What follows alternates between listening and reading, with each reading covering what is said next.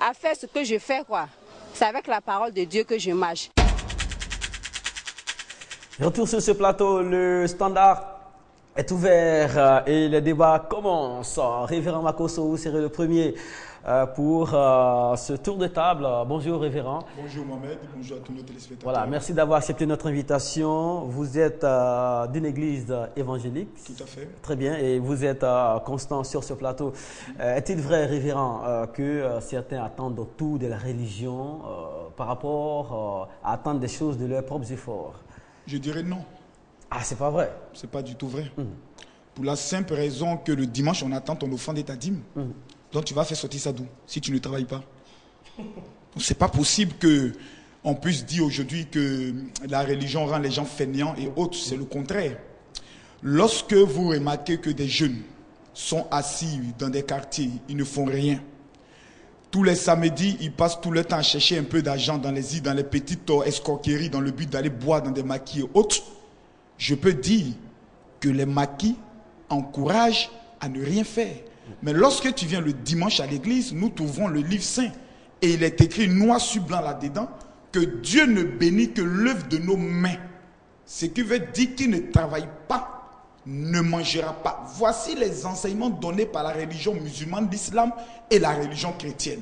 Ceux qui aujourd'hui essayent de faire démontrer essayent de démontrer le contraire, parce que nous entendons cela depuis plusieurs années, sont des personnes qui veulent travestir la vérité. Aujourd'hui, la religion permet à la personne, à celui même qui travaille, d'être équilibré même dans sa vie. Avant, le monsieur avait 3 maîtresses. Il prenait le soin de dépenser plus de 100 000 francs par semaine sur chaque maîtresse. Gloire à Dieu, il est venu à l'église, on lui dit, le jour où tu tombes ta femme, tu as l'enfer. Le monsieur économise 300 000 francs par semaine. Bravo la religion. D'accord. Voilà, présenter comme ça, c'est séduisant. Est-ce que dans la pratique, c'est comme ça, Seydina? Présenter tel que présenté, c'est beau et c'est séduisant. Ce qui me plaît beaucoup ici en Afrique, c'est que quand on lit les choses qui sont sur les papiers, ou bien les constitutions, ou bien les lois, c'est très intéressant. Mais dans la pratique, c'est là qu'il y a le problème. Et c'est moi-même qui dis tout le temps sur ce plateau que l'Africain laisse tout à Dieu. On gifle un Africain, il dit « je laisse moi à Dieu ». Il a faim, il dit « je laisse moi à Dieu ». Ou bien il va à l'église, ou bien il va à la mosquée. C'est très bien. J'ai toujours démontré par A plus B que ces religions, financièrement, économiquement, matériellement, n'apportent pas grand-chose au développement de l'Afrique à cause des religieux eux-mêmes et à cause des fidèles. Parce que nous voyons, même le mois de Noël va arriver tout à l'heure. C'est une fête religieuse. Mais vous allez voir qui va faire du business. Ce ne sera pas les Africains qui vont faire du business. Quand on va à la Mecque chaque année, il y a combien de pèlerins qui vont à l'Arabie Saoudite chaque année? C'est du business pour les Arabes. Il y a combien qui vont au Vatican pour les pèlerinages? C'est du business. C'est de cela qu'il est question. Ce n'est pas une question de celui qui doit venir à l'église doit payer sa dîme. Est-ce que le pasteur ou bien le prêtre cherche à savoir comment il a obtenu sa dîme ou bien cette offrande? Non. La même chose que Marco se disait tout à l'heure, que les jeunes gens peuvent s'asseoir au maquis et puis le lendemain matin envoyer des dîmes excuse-moi, le général révérend Makosso. Ok. Voyez-vous aussi, voilà, c'est un problème aussi souvent aussi à l'église aussi, dans les églises ou bien dans les trucs. Où il y a souvent des hommes de Dieu qui font de leurs fidèles des sujets, où eux, souvent ils sont présentés comme des dieux, et que ces sujets, certains. Avec ta permission, c'est ce que tu dis, j'ai l'impression que tu insultes un peu l'intelligence d'un être humain comme toi. C'est-à-dire, quelqu'un qui a la même intelligence que toi, qui décide volontairement d'aller à l'église, tu le traites d'un idiot. Qui le traite d'un idiot? Non, c'est-à-dire, lorsque tu dis, c'est comme si on me dit, quelqu'un peut moi me manipuler. C'est-à-dire décider de m'endoctriner et de m'amener à marcher sur un certain sens. En l'homme, il y a 3 esprits. Il y a d'abord son esprit, il y a son âme et il y a son corps. Donc l'homme a la capacité de décision, il ne peut être manipulé. De la même manière dont toi tu ne peux pas être manipulé, tu ne peux pas être manipulé. C'est ce que le général Makosso vient de dire, c'est le travail même que certains hommes religieux font. Matin, midi, soir. Arriver à manipuler les gens. C'est le moment qu'ils s'arrêtent dans les religions. Il y a d'autres même qui ne vont pas à l'église, ils ne vont pas à la mosquée, mais ils sont là, ils ne font rien. Ils ne font rien, ils sont en train de quémander. Donc je crois que c'est une bonne occasion pour nous de nous adresser aux fidèles, puisque Dieu lui-même, Dieu n'est pas fainéant. Dieu n'est pas fainéant. Dieu ne dort pas, il ne somnole pas. Donc il fait quoi? Il s'occupe de nous. Toujours Dieu en activité. C'est qu'il y a d'autres naissent, d'autres meurent. C'est que si nous sommes là aujourd'hui, c'est grâce à Dieu. Sinon d'autres ont été là, ils ne sont plus là. Donc Dieu même a un programme. Même les anges. Il faut voir les anges. On dit les anges, ce n'est pas un seul ange. C'est les anges. Mais ils ont des occupations différentes. Très bien. Donc c'est une organisation parfaite. Ceux-là, ils travaillent. Des anges, ils travaillent. Voilà, c'est ce qui est la réalité. Et c'est ce qu'on souhaiterait. Dieu même a fait un programme pour que nous pouvons regarder Dieu lui-même. Mais c'est ce qui est la réalité. C'est ce que je dis. Je dis aux Africains de cesser. Je n'ai pas fini. De cesser de tout mettre à Dieu et de travailler. Monsieur Acré, très bien, très bien. Monsieur Acré est à Port-Boué. Il est au 22 42 54. Monsieur Acré, bonjour. On n'a pas le retour de Monsieur Acré. Est-ce qu'il est là? Monsieur Acré, vous êtes en direct, 22 42 54, le temps qu'on puisse avoir accès à lui. L'imam dit qu'il n'avait pas fini et ensuite... C'est moi-même, je disais que Dieu même n'est pas fainéant. Un religieux même ne doit pas être fainéant. Quand vous voyez le pasteur, quand il parle avec beaucoup de courage. Donc vraiment, ça me plaît beaucoup. Donc celui même qui a le courage ne doit pas être quelqu'un qui est fainéant. Comment est-ce que si tu es fainéant, tu pourras dire la vérité aux gens? Est-ce que les gens inventent? Non, c'est qu'ils trouvent qu'on attend trop, on espère trop de la religion. Est-ce qu'ils ont inventé? Tout à l'heure, on a vu la demoiselle dans l'élément, elle c'est à un degré, hein, à un degré vraiment profond. Ouais. Dieu et Dieu, quoi. Oui, mais par rapport à ce qu'elle a dit, je suis parfaitement d'accord avec elle. Parce que toute chose, d'abord, il faut commencer par Dieu. Il faut commencer par Dieu. Ce qu'ils disaient tous, d'autres ont été ici, mais ils ne sont plus là. Donc, c'est toute chose que tu vas entreprendre, il faut commencer par Dieu. Mais il faut faire beaucoup d'efforts. Comme le disait quelqu'un, que c'est l'effort, quand tu fais l'effort, ouais. le ciel, aide-toi, le ciel t'aidera. C'est pas le ciel, il s'agit de Dieu. Aide-toi, le ciel t'aidera. Dieu, il est là, le destin, il hésite vraiment. Mais comment est-ce que tu peux savoir que toi, ton destin, est de ne pas faire quelque chose, je suis là, je ne fais rien, ouais, ça c'est mon destin. Non, tu peux pas connaître ton destin. Donc, il faut avoir le courage quand même de faire quelque chose. Donc, Dieu va te pousser. Très bien. Nous allons à Cotonou. On va aller à Cotonou. Permettez aux téléspectateurs de réagir. Vous avez énormément de choses à dire. Allons à Cotonou. Nous sommes au Bénin, précisément, avec M. Raphaël. Bonjour, Raphaël. On n'a pas le retour de Raphaël. D'accord. Allô? Ouais. Il est là, Raphaël. Merci d'être avec nous. Oui, allô, Raphaël, bonjour. Oui, bonjour. Merci. Vous avez le sujet, on vous écoute. Est-il vrai que les Africains, certains Africains attendent... Oui, bonjour, je voudrais par rapport à l'émission. D'accord, je vous écoute. On vous écoute alors, Raphaël.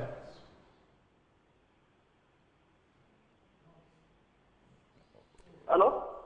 Vous êtes en direct. Oui, je voudrais dire que s'il y a quelque chose qu'on doit supprimer des vocations des Africains, c'est l'Église. Oui, je suis en direct de Cotonou. D'accord. On vous a, malheureusement, on a un problème de... Si vous voyez, par exemple, l'Église de l'Israël a apporté depuis la colonisation, ils sont encore en train de nous recoloniser à nouveau. Bon, on ne saisit pas bien. Et vous avez saisi? Je crois qu'il dit que c'est venu pour coloniser et continuer à nous coloniser. Ah, d'accord. Alors, merci beaucoup. 22 42 54. On aura l'occasion de prendre d'autres coups de fil. C'était M. Raphaël depuis le Bénin. Diop, avant Makosso. Moi, sincèrement, c'est un sujet un peu... parce que quand on parle de religion, très souvent, on a l'impression que nous, en tant qu'humains, on ne peut pas donner notre avis. Parce que c'est comme ça, les gens voient. Donc, tout le monde a peur pour que ça soit un sujet tabou. C'est pour dire que la religion, en tant que telle, est une bonne chose. Parce que les règles, les règles qui sont établies dans les livres saints, ce sont les règles de vie. Le pardon, l'amour, plein de choses. Mais ce qui est dangereux, c'est ce qu'on fait de la religion qui est dangereux. Aujourd'hui, vous déplorez quoi, par exemple?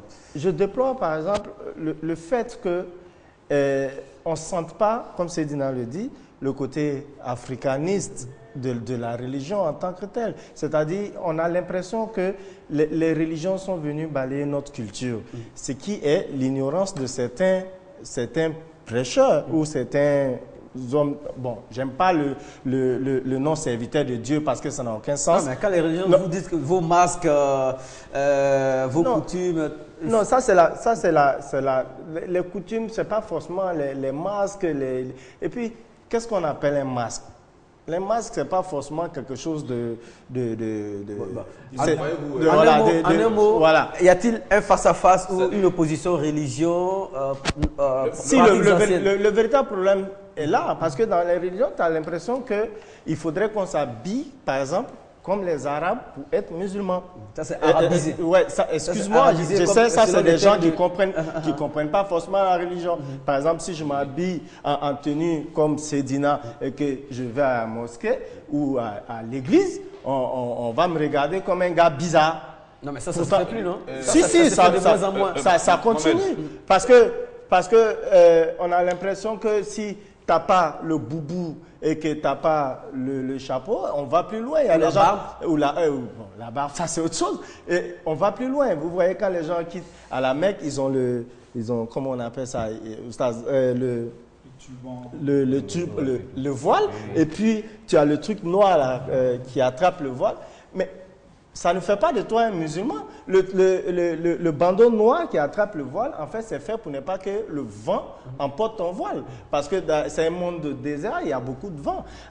On ne parle pas, on ne ressort pas. Ce ne sont pas des attributs du Hajj, imam? Je pense pas. Je ne sais pas qu'est-ce que vous voulez enseigner par là. Ce que je veux dire, par exemple, dans nos religions, on ne sait pas. Peut venir de la Mecque en costume, par exemple. Vous souhaitez que ce soit ainsi? Il peut revenir en Boubou Yakouba, ça ne dérange pas. C'est pas son apparence qui fait de lui un croyant, c'est son intérieur. Imam, là on est dans votre camp. Est-ce qu'on peut venir de la Mecque en Boubou Yakouba?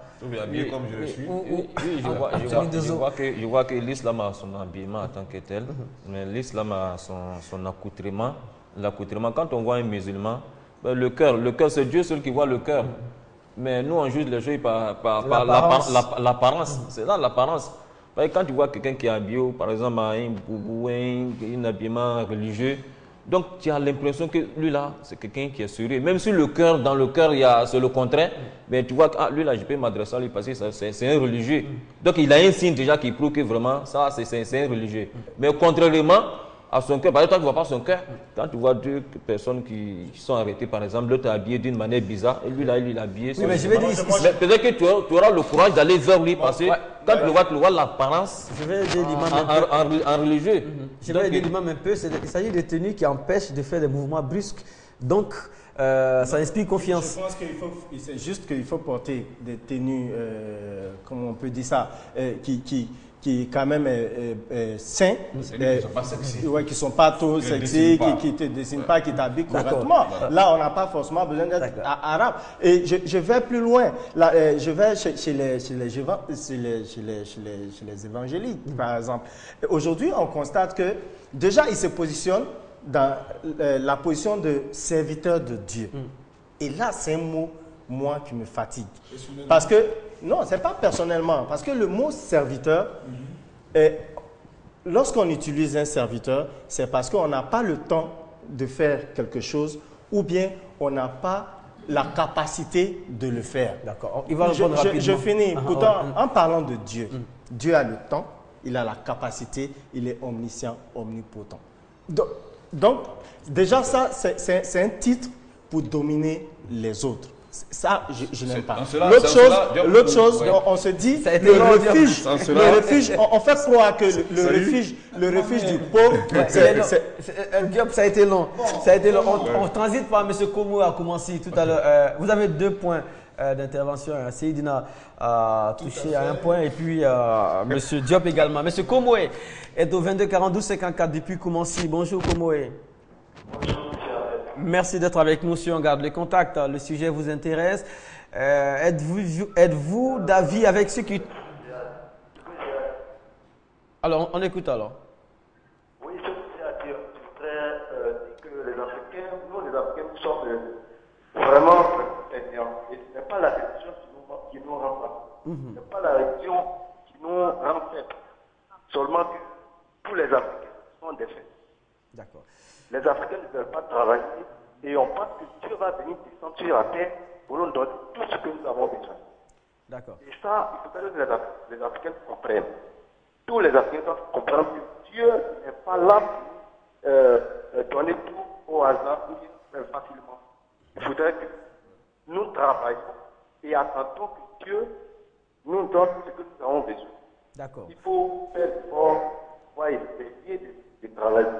Et c'est en ce sens que Dieu va à notre aide. D'accord. Merci. Tout va dépendre du ciel. On précise hein, qu'on a un sérieux problème de son, un sérieux problème de confort d'écoute. On a saisi l'essentiel. Hein. Vous trouvez qu'il ne faut pas accuser les religions. Les Africains de nature n'aiment pas le travail. Seydina voulait dire quelque chose. Ce qu'il dit, parce que quand on va même dans le Kokanfunga 1235, l'article 7 démontre que le travail est obligatoire. Oui, c'est un écrit. Voilà. Non, les Africains ont toujours travaillé. Seulement, ce sont les religieux qui, dans leur manière de prêcher, cultivent la paresse dans le cœur des uns et des autres. Quand un religieux dit, si tu veux voyager, viens me voir. Oui. Tu veux avoir un mari, viens me voir. Tu veux avoir du travail, viens me voir. Tu veux voyager, viens me voir. Obligatoirement, ça rend des gens paresseux. Monsieur Kanté, je vous arrête un peu. Puisque moi, je crois que ce que le monsieur vient de dire, c'est tout à fait normal. Il ne faudrait pas qu'on accuse la religion. Non, je n'accuse qui pas accuse la religion accuse Dieu. Le manteau de la religion. Non, qui accuse la religion accuse. Peut-être que c'est un prédicateur ou c'est un imam. C'est de ça qu'il parle. C'est ce qu'il dit. Je n'ai pas dit que la religion est mauvaise. Oui. Ceux qui portent le manteau de la religion, pour eux-même leur propre business, c'est de ça qu'il est question. Imam, permettez à Makosso. La religion, tout à fait normal. Permettez à Makosso. Maintenant, j'ai la parole. Je plaide pour vous, Makosso. Vraiment, voyez-vous, c'est ça le côté bien de la religion. Nous sommes pacifiques, nous prêchons la paix. Vous voyez, Seydina vient de parler librement. Une brique n'est pas tombée sur la tête, c'est ça. Mais j'aimerais révéler deux choses. Seydina a dit tout à l'heure que lorsqu'on regarde les religions, économiquement parlant, elles n'apportent rien au développement de notre pays. J'aimerais rappeler à M. Seydina que les meilleurs hôpitaux de ce pays où on peut se traiter appartiennent aux religieux, protestants et catholiques. C'est d'abord une remarque que j'aimerais attirer à son égard. Non, laisse-moi prendre le jeu des faits. Attends, monsieur Seydina, on parle de religion, tu parles maintenant des blancs. Si tu veux qu'on parle des races, on viendra là-dessus. Religion en Afrique. Bon, maintenant, je peux continuer? C'est ça qui est le problème. Maintenant, est-ce que je peux continuer? Allez-y, Aujourd'hui, vous avez en Côte d'Ivoire pratiquement 80%, je pourrais le dire, des écoles qui naissent grâce à la religion musulmane ou grâce aux églises. Nous apportons une contribution totale, visible de façon concrète, contrairement aux maquis qui n'apportent rien à notre société. Maintenant, je reviens maintenant au titre de serviteur de Dieu. Le serviteur de Dieu, qui c'est? Quand on dit serviteur de Dieu, l'homme a été créé à l'image de Dieu. Donc, celui qui est au service de Dieu est au service automatiquement des hommes.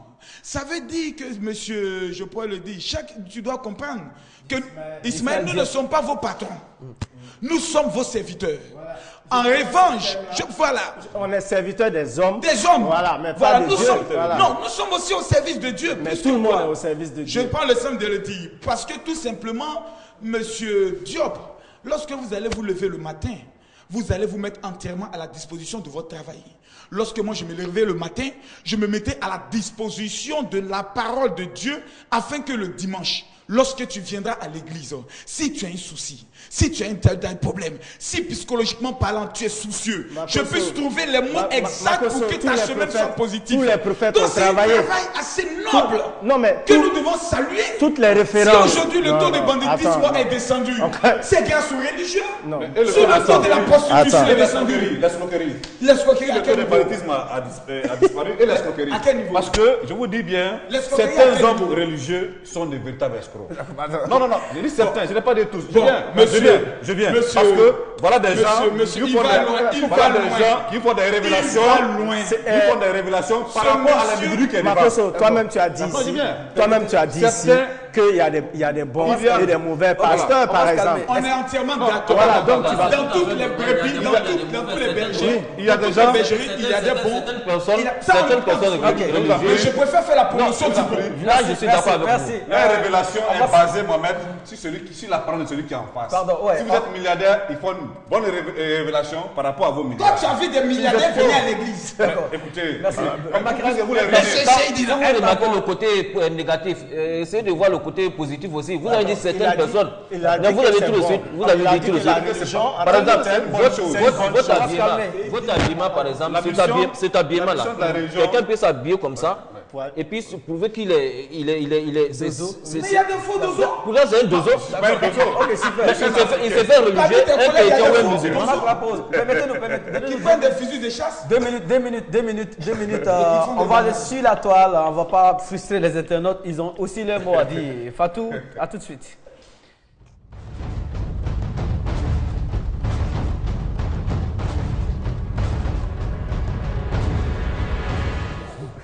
C'est très chaud, Mohamed. De l'autre côté du studio ici, en tout cas, les internautes aussi s'envoient beaucoup de flèches. Eric, il va nous dire les Africains en font trop. Ils sont plus chrétiens que ceux même qui nous ont évangélisés.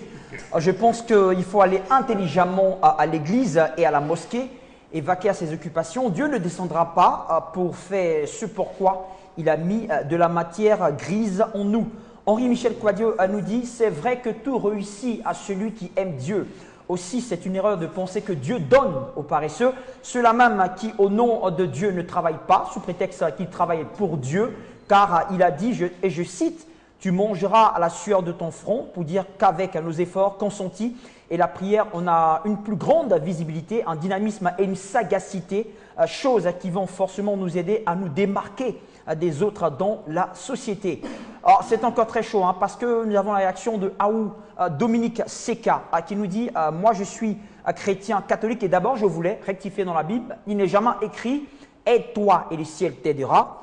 Maintenant, l'Église enseigne le pardon, la persévérance, le travail, la charité, l'amour. Donc, d'où vient le fait qu'on ne veuille fournir aucun effort sous prétexte que c'est la religion qui le demande. Il faut être clair, il n'y a que les paresseux qui ne pensent pas que de cette manière et c'est bien dommage pour l'Afrique. On va terminer aujourd'hui avec l'ecclésiaste Guston Saki. Voilà. Il nous dit, s'il vous plaît, il ne faudrait pas qu'on se trompe. Il est écrit en Galates 5, verset 6.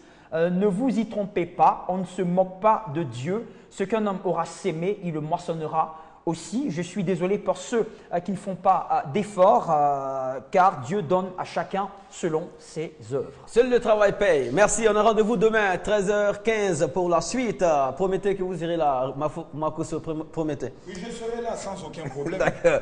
Imam Keita, voilà, Diop également, Seydina Chérif Ahmed. Seydina, vous avez soulevé un chapitre, Makosso doit répondre à ce chapitre-là demain. Vous parlez d'escroquerie et autres. Bien sûr, parce que voilà, c'est une affaire de fric. Maintenant. J'aimerais vous dire une chose. Seydina disait tout à l'heure que dans un premier temps, ce sont les pauvres qui viennent se confier à Dieu. Donc la plupart des personnes qui viennent dans un premier temps à Dieu sont des personnes qui ont pratiquement tout perdu. Donc la thèse qui dit qu'un serviteur de Dieu devient serviteur de Dieu pour s'enrichir, c'est déjà... On connaît, et aucune personne ici n'a une fois fait une offrande même de 100 000 francs à Dieu. Donc cette thèse-là ne peut pas tenir. Makosso, tu sais qu'il y a des points. C'est pour dire au moins que... C'est pour dire au moins que c'est une thèse. Tu sais qu'il y a des églises où votre panier où on met de l'argent dessus, en filet. C'est-à-dire que si vous mettez 500 dedans, ça va tomber. Je n'ai pas encore vu. Mais à 500 billets, moi, personnellement, c'est les 10 000 francs qui restent. Moi, je n'ai pas encore vu. Voilà. D'accord, merci. C'est juste. Merci. Demain, cette émission a été réalisée par Fatou Koulibaly. On salue toute la grande équipe et les programmes de RTI de se poursuivent. Cette émission est la vôtre. Au revoir, à demain. Il faut persévérer, ne jamais